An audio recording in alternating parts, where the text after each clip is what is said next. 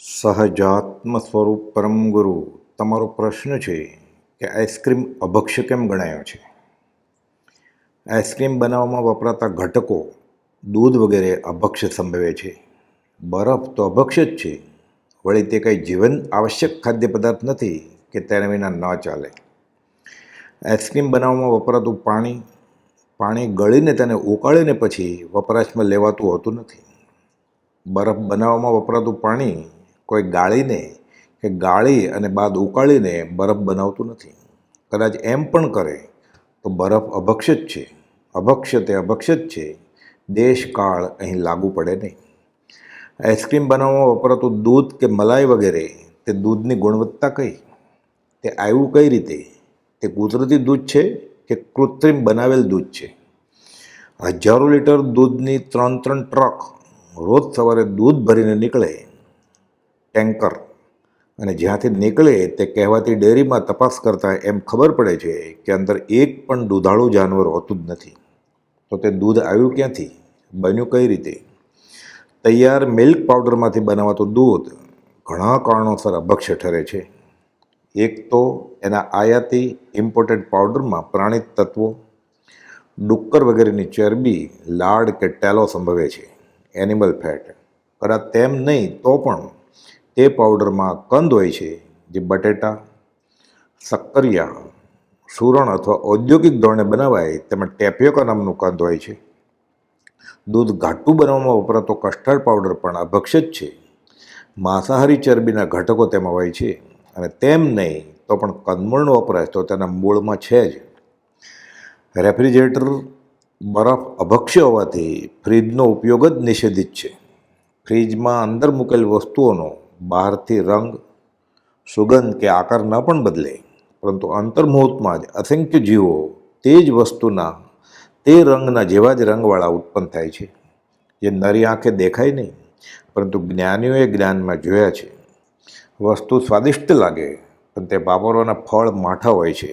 ભોગ એટલા રોગ, અને મજાની સજા મળે. ફ્રીજનો દરવાજો ખોલબંધ કરતા હવા સાથે બહારના જીવો અંદર જાય અને અંદરના જીવો બહાર જતા અસંખ્ય જીવો વણાય છે. ફ્રીજનો દરવાજો ખોલતા ફ્રીજ અંદરના જીવ બહાર આવ્યા કે જાણે હોળી કે ભઠ્ઠીમાં હોમાયા, અને ફ્રીજ ખોલતા ફ્રીજની અંદર જનાર જીવો જાણે બરફની ખાણ ખીણમાં પડ્યા થીજી જવાના.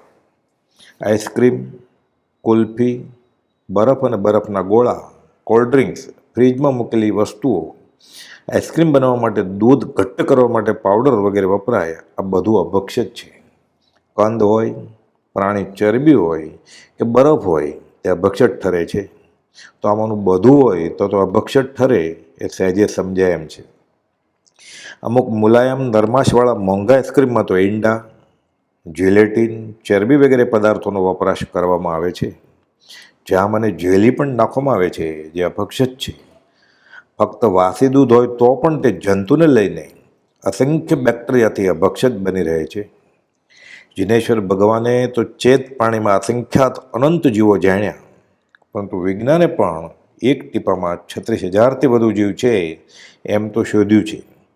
પ્રત્યેક પળે ઘાતાંકી એટલે એક્સપોનેન્શિયલ ધોરણે આ જીવોમાં વધારો થાય છે, અને અગણિત સંખ્યા થઈ જાય છે, અને જન્મ મરણની હારમાળા લાગી રહે છે.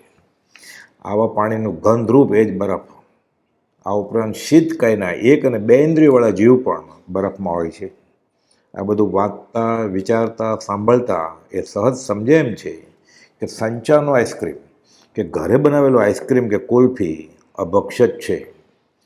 પેટની બળતરા એટલે એસિડિટી વગેરે માટે ઠંડા પદાર્થો કે આઈસ્ક્રીમ વાપરવું એ આરોગ્ય વિજ્ઞાનની દૃષ્ટિએ પણ નુકસાન કરતા સાબિત થયું છે.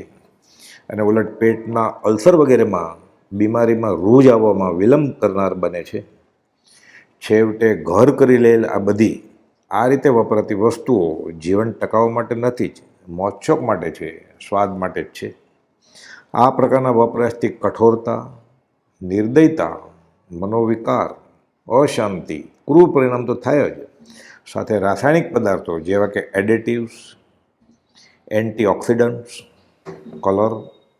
Colouring agents, emulsifier, stabiliser, flavour એટલે સુગંધ, પ્રિઝર્વેટિવથી અનેક રોગો જેવા કે કેન્સર, ચામડીના રોગો, કોઢ, સોરિયાસિસ, ખુજલી, વાળ ખરવા, મગજ પર વિકૃતિ થાય તેવી અસર, ખાસ કરીને બાળકો પર, અને પેટ અને દાંતના રોગો, ઘર પર ઘાતક અસરો કે જેના પરિણામે ખોડખાપણવાળા બાળકો પણ જન્મે, આ ભવ અને પાપ કર્મ લઈને આવતા ભવ પણ બગડે. પ્રભાવના, તીર્થયાત્રા, ધાર્મિક અનુષ્ઠાન, પૂજા પારણા, ભાવના ગીતના કાર્યક્રમ બાદ આવા ખાદ્ય પદાર્થો સામૂહિક ધોરણે અપાય એ વિતરાગ માર્ગને વિરાધના થાય એવું બને છે. આ અંગેની જાણકારી આવા કાર્યક્રમોમાં આપતા અને સામાન્ય રીતે પણ પ્રભાવના માટે જૈનામાં ઉપકારી એવા ઉપકરણો પોંજણી, પાણી ગરણી, નળે બાંધવાની કોથળીઓ, ઉકાળેલ પાણી પંખા નીચે ન ઠારવા મૂકતા તેને ઢાંકી રાખવાની જાળી વગેરે વહેંચી શકાય. અભક્ષ્ય બિસ્કિટ, ચોકલેટ્સ, અભક્ષ્ય બજારો મીઠાઈ વગેરે ન જ વાપરવા કે લેવા દેવા, કેમ કે એ તો માત્ર પાપ જ વહેંચ્યું અને વહેંચણીમાં અનુમોદન કર્યું. હવે ભગવાન, તે સૌ દોષ મુક્તિ પામવા માગું ક્ષમાઓ હૃદયથી, મિચ્છામિ દુક્કડમ, સહજાત્મ સ્વરૂપ પરમ ગુરુ.